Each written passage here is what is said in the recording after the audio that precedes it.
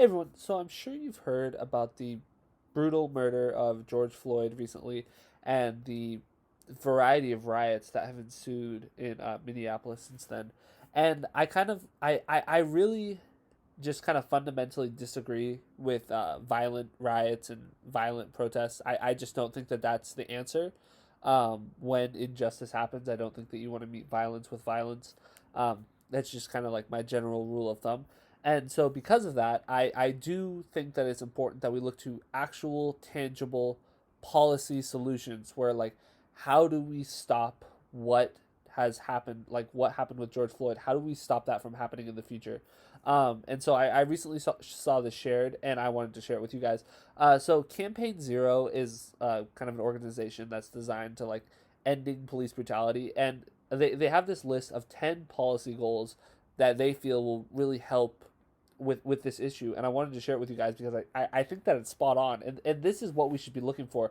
We should be looking for specifics because right now a lot of people are desperate and they know that there's a problem, but I feel like not enough people are talking about what the solution is. Like most people are on page with like what happened to George Floyd was bad, and most people are or less people, but some people are still on page with a lot of the ways that we do policing is bad.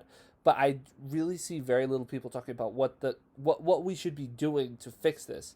And I saw this, and so I thought that this perfectly sums up like what should be done, and so I wanted to share it. So it goes through the 10 policy decisions. So the first one is to end broken windows policing. And basically what that is broken windows policing is this mentality where you can clean up crime, like larger crime, by hyper focusing on smaller crimes, and then that will like kind of like have this like avalanche effect where like the bad crimes stop because you take care of the small crimes. And this is stuff like drug possession or loitering or vandalism or things like that.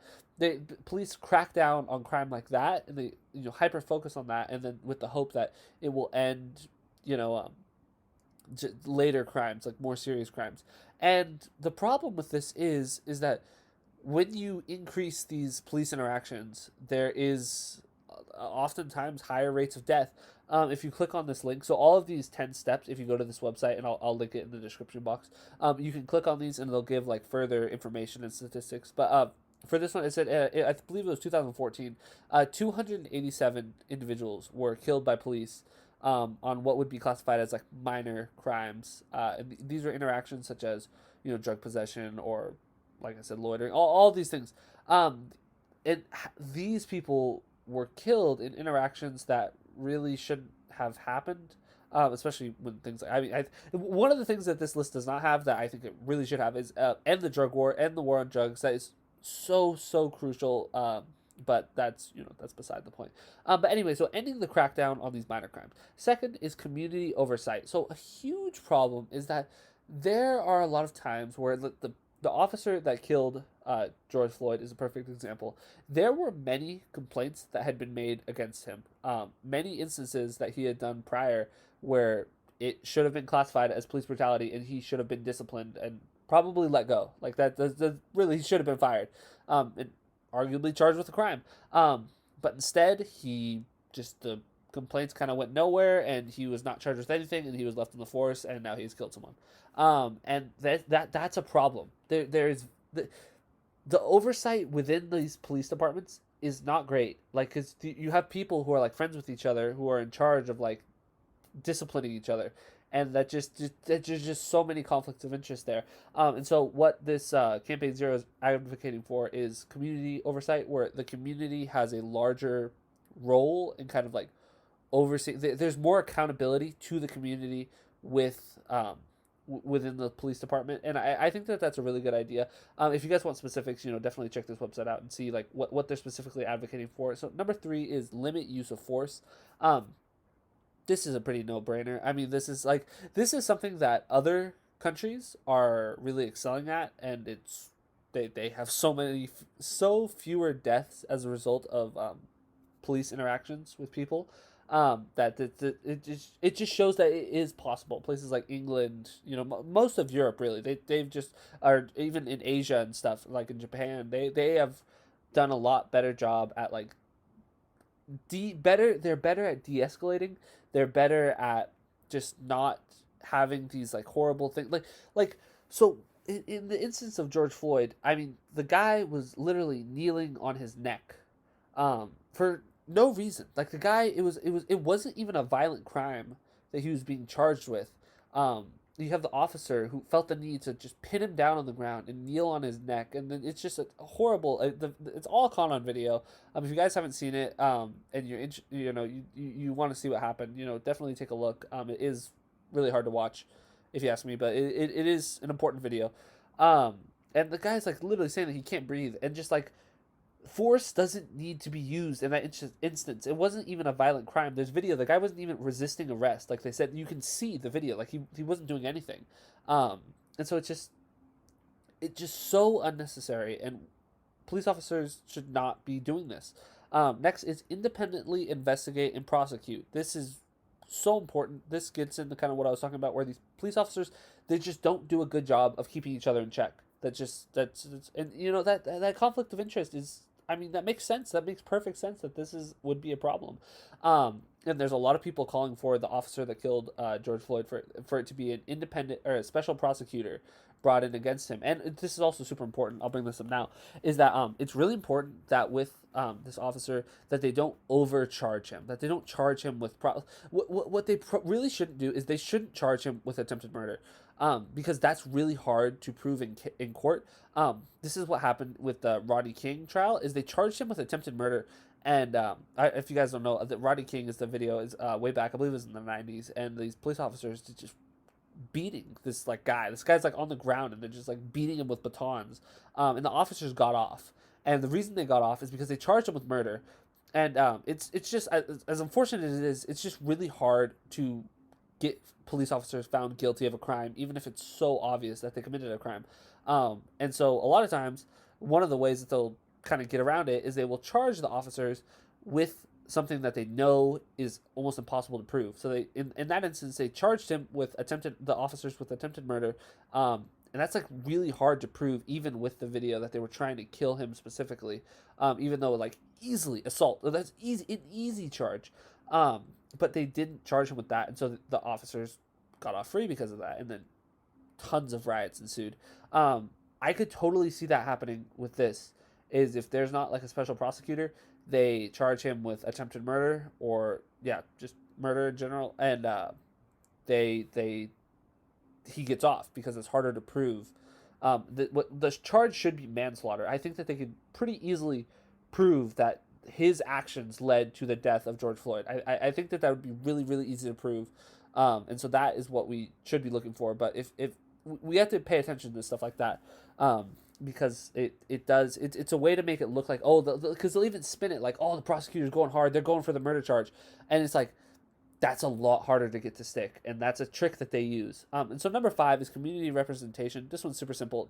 It's the idea that people that live in the community, that those are who should get like the priority in these policing jobs, just because like the idea is, if you have like these areas that maybe have more crime, if there are people who like kind of grew up in the area and they like kind of know the area, they will do a better job at policing the area, opposed to like people who come in from the outside and like, I'm going to clean this place up, and then they just are like super not good, and they do these not good things, and they view these people that live in the community as like the enemy, and there's just like us against them mentality. And that us against them mentality exists just within the police force in general. But if you have people coming from the community, it's a lot easier to kind of hopefully get rid of that us against them boundary. Next is body cams filming the police.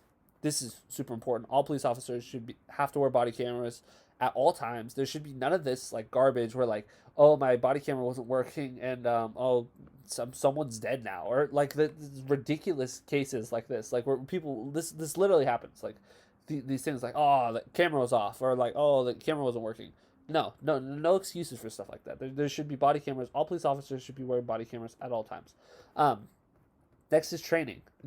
Super straightforward, but like, how often do we have it where like these police officers are in these instances and they're like, I was afraid, and like that's like why they did something. It's like, oh, they're afraid, and like people will like use that to try and get to sympathize with them.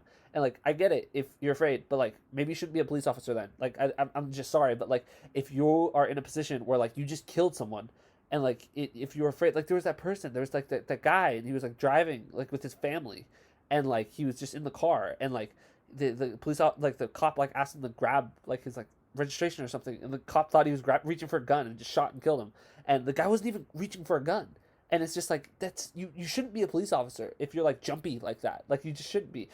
And so they should be trained one to handle their nerves better. And I get it; it's a tough job. Like I am not saying that it's not a difficult job, but it's a difficult job. So we should make sure that the training is on top. Like it should be top of the line training where it's you do not resort to violence unless it is like absolutely necessary.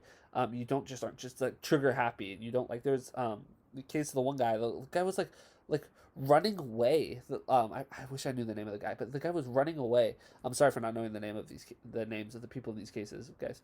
But yeah, the guy was like running away, and the cops like shot him in the back and killed him. It's like what, it's just ridiculous things like this. So the cops should be trained in de-escalation, helping their nerves, all these things. That you can look in this website. You can see maybe more specifically what this website is advocating that they be trained on. Next is end for-profit policing. This is something that has baffled me for a long time. This idea that like there are police officers and police like stations where they have quotas for like the number of tickets that they have to give out and like the number of arrests that they have to make. That is just so ridiculous on its face value that this happens. And it's like one of the major reasons that this happens is because of for-profit policing, and we just do. There are some things where there should just not be a profit motive, where we should just eliminate the profit motive, and it should be so glaringly obvious why a profit motive just does not make sense. And prisons, policing, profit should not be involved in any way, shape, or form. This one is super straightforward. Number 9 is demilitarization. This is also pretty straightforward. A lot of police officers are given like formerly like military equipment, and this has one. It leads to like more deaths as a result. Like more militarized police often do just kill more people, and that seems pretty straightforward. I mean, they're using more lethal weaponry, so like it makes sense that they would be killing more people, and it just creates this really like this isn't what we want. We don't want this like heavy militarized like task force people like running the streets like this. That's not what we want. This isn't.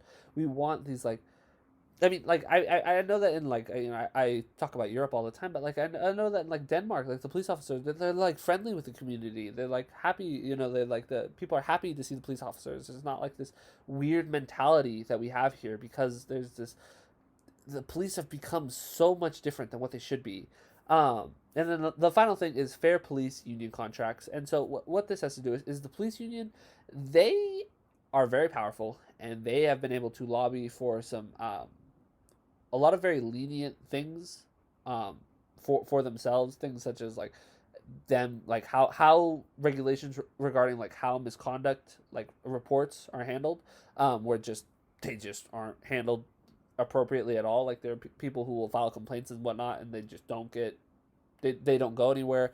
There are like records of like different things that police officers have done and those like get to remain like confidential, and like there are things that just shouldn't be happening, but because the police unions are so powerful, they can lobby for these things to happen. And we need to put a stop to that. And so this is just kind of this is a really, really cool website. I definitely recommend checking it out, reading through like what they're advocating for specifically. This is Campaign Zero. I will be posting the link to this website in the description.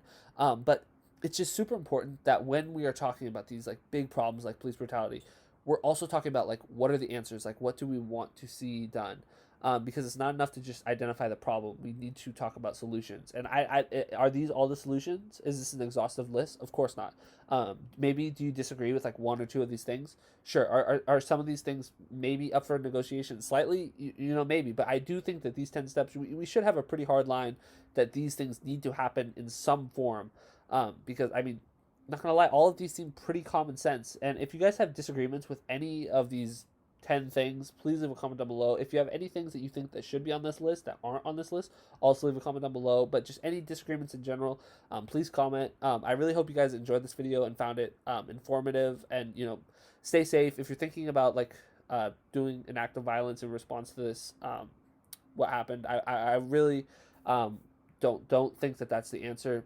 Go out, peacefully protest, let it be heard, let your voice be heard, let people know the injustices that are happening. But I really don't think that violence is the answer in this situation. So anyway, I hope you guys enjoyed this video. If you did, like and subscribe, and have a great day.